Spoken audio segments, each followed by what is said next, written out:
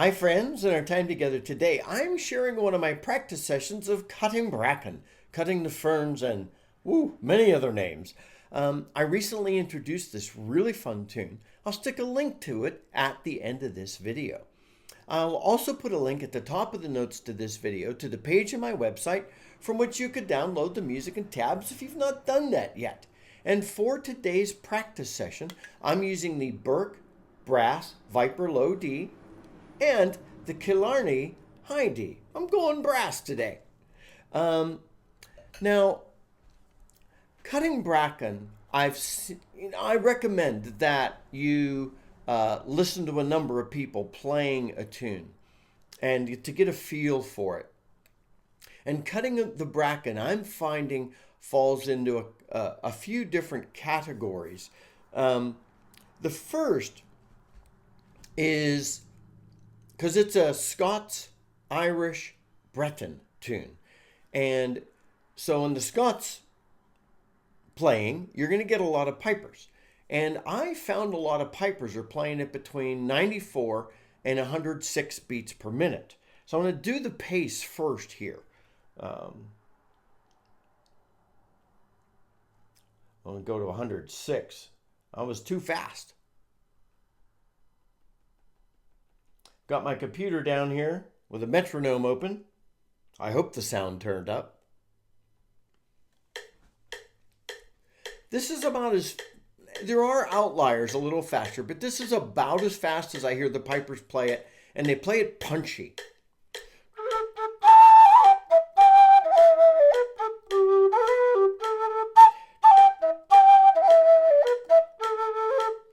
All right. Now, secondly, when you get to folks playing the tune on a violin or fiddle, they're faster. Around 120 beats per minute-ish.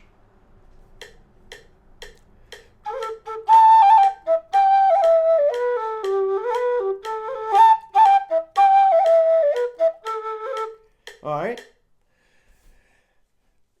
And so with that, I think it's important. Don't go to the races with this tune. This tune is dialed back a little bit. Now, in the Breton style, this is more of a sung tune. And so it's at a much more thoughtful pace. And I like to play the tune on my whistle at all of these. And what I'm going to do on my practice session today, I'm going to go to a slightly faster pace. I'm going to need to remember to dial myself back, not too crazy fast, because I tend to get carried away when I'm playing faster. But if you're singing, and I think this is a fun version, around 70 beats per minute.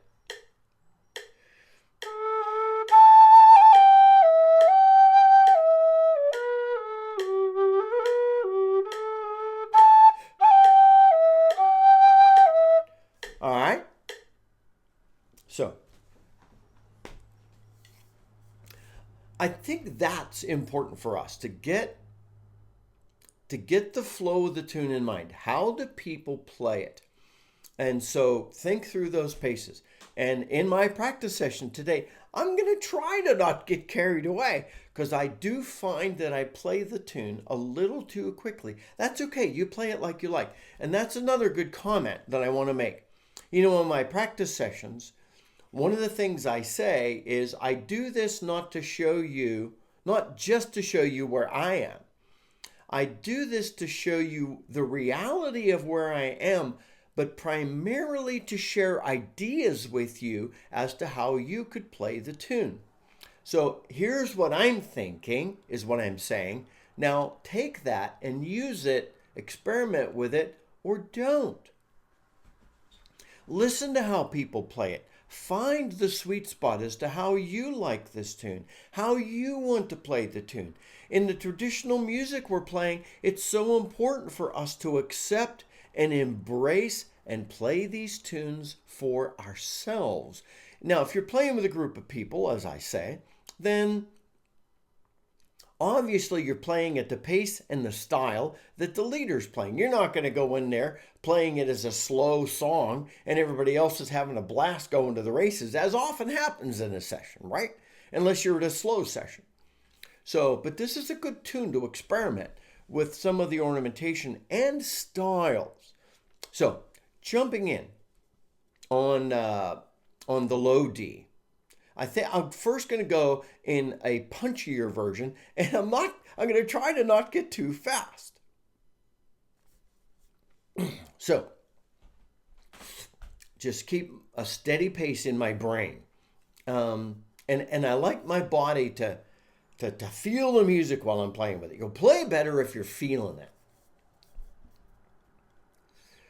So, I said punchy bouncy, so I like to start off with something punchy bouncy.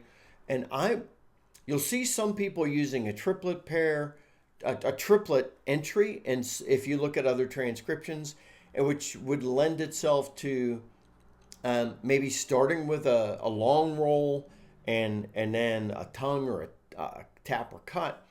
I like to leave it at the double for myself, and then I've found myself enjoying. So a cut entry to the first note and then a hard tongue on the second. And then do like a quick jump to the second octave A.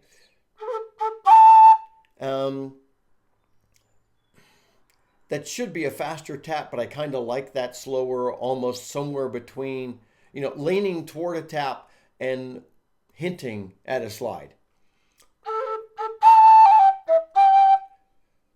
Okay.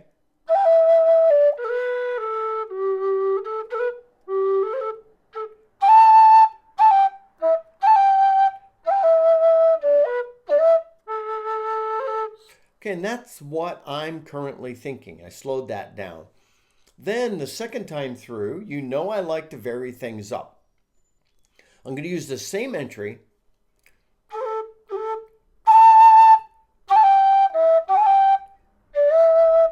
And then maybe a slide to that E.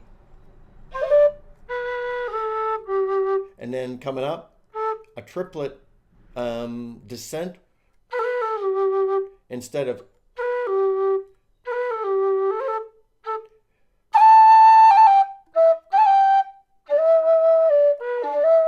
And then go B, D, E.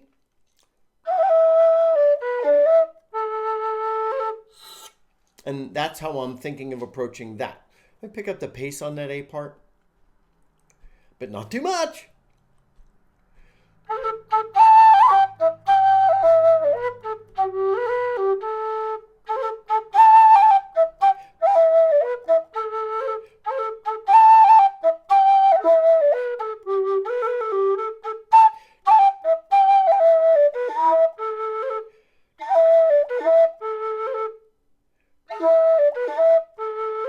Yeah, that's okay. I don't think that BDE feels as crisp as I want it to, but that's okay. Moving into the B part.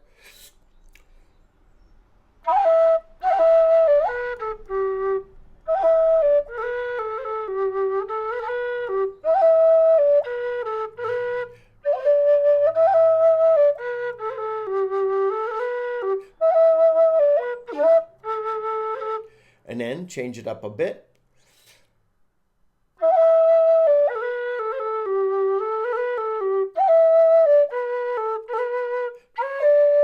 And there I just hit. Do that rise from, hit the B and then hit the B shortly again and then do C sharp D.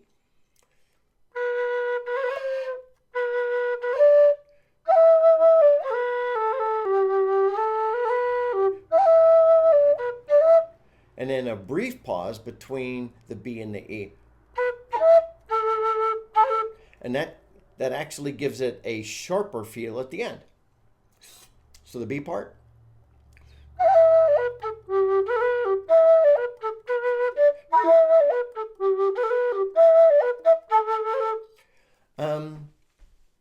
But that's that quicker tune, quicker way.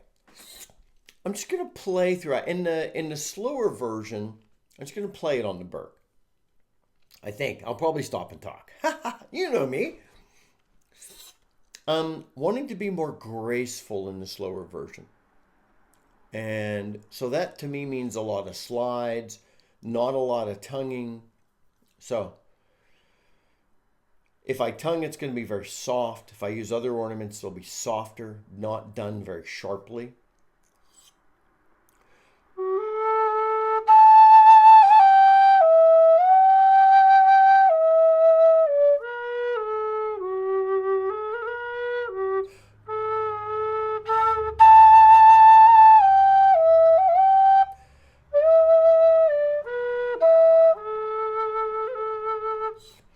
I think I probably need to dial it back a hair.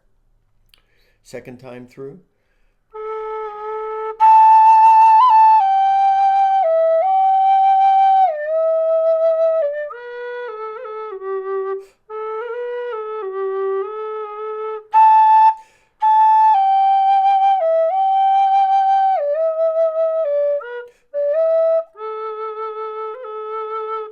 Notice I changed up the syncopation just a little, hold a note, just sit on a note a little longer. If you're replicating a sung version, it's easy to do.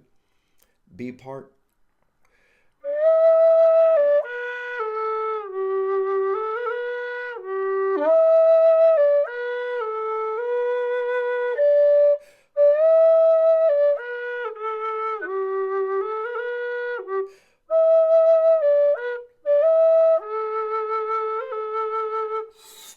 And play that through again and add like some step downs and step ups and like to a triplet.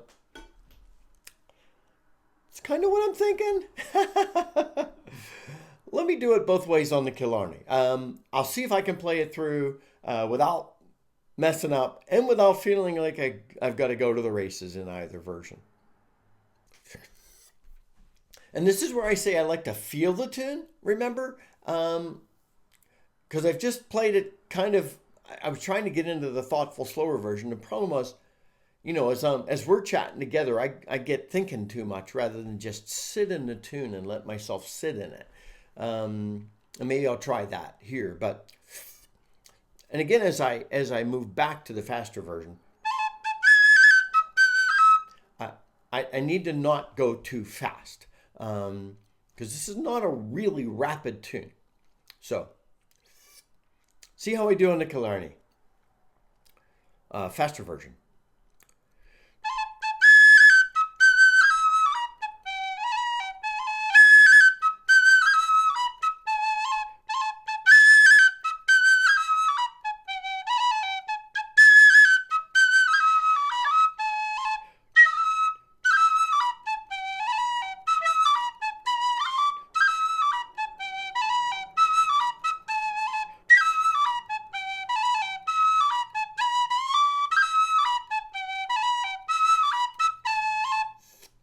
Yeah, it's okay. I was picking my pace up just a little, and I'd rather I didn't do that, but I did. Watch yourself. If you need to have a metronome going, do that. I know it messes with a lot of people's heads. For me, it's a matter of trying to internalize the flow of the tune. Let me try the slower version.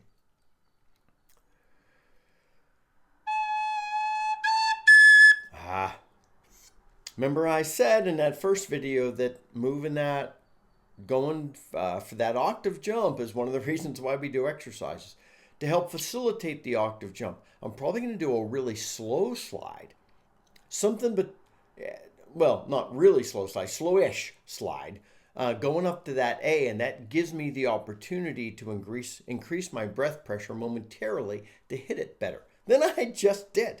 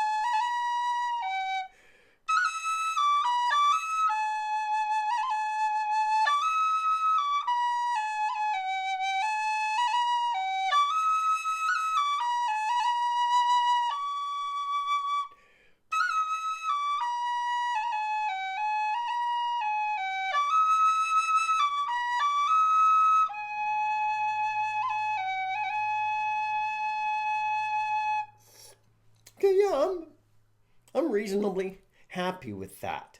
One of the things I hope you noticed that I was doing, pay attention to what people do when they're playing. Notice that I changed some of the syncopation of the song, because if I'm on the whistle playing a sung version, you could do that. So instead of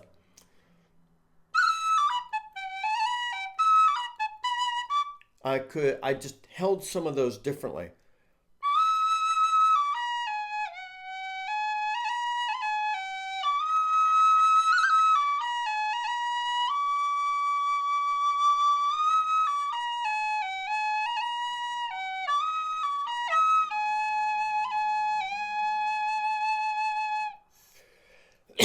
Excuse me.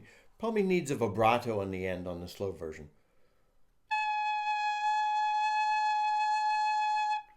Yeah, I like it. I like it. I'm going to keep playing with it. I want you to keep playing with it. And I never want to get to the point where I'm like, oh, I'm feeling perfect about this tune. I want my practice sessions to represent a reality of growing into a tune. I hope this is helpful for you, my friends. I hope I'm giving you some ideas as to how you want to play this wonderful, emotive tune. If this is helpful, please like the video. If you're brand new and checking us out because of this practice walkthrough, please subscribe. We've got the best community of folks learning to whistle together. Until next time, this is Scott Shade.